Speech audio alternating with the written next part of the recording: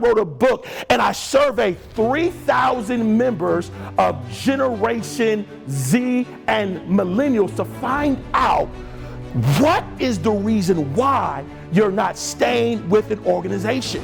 As I began to research and I began to dig deeper, this is what I discovered.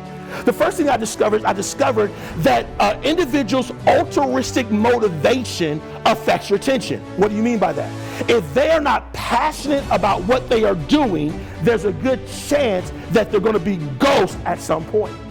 The second thing that I learned in my research and in my dissertation was this concept of onboarding.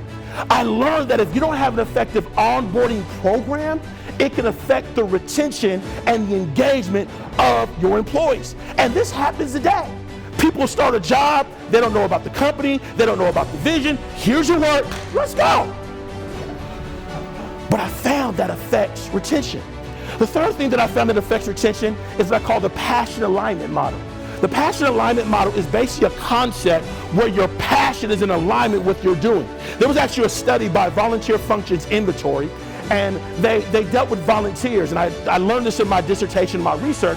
And what they would do is before a person would volunteer, they would take them through an assessment to identify what is the reason why you want to volunteer. Because what they discovered is if their passion and their desire is in alignment with what they are doing, they are more likely to stay longer than other people. And as you know, if you're part of a volunteer organization, there's a variety of reasons why people volunteer. The third thing that I learned is this word culture. Specifically, I'm going to talk a little about the inclusive culture. I discovered that culture affects retention. If I'm not valuing, if I'm not appreciating, if people don't feel loved, if people don't feel like they have a voice, if people don't feel celebrated, there's a good chance they're going to leave the organization. I learned about communication. I learned that sometimes you have to modify your communication strategy. Sometimes you're direct.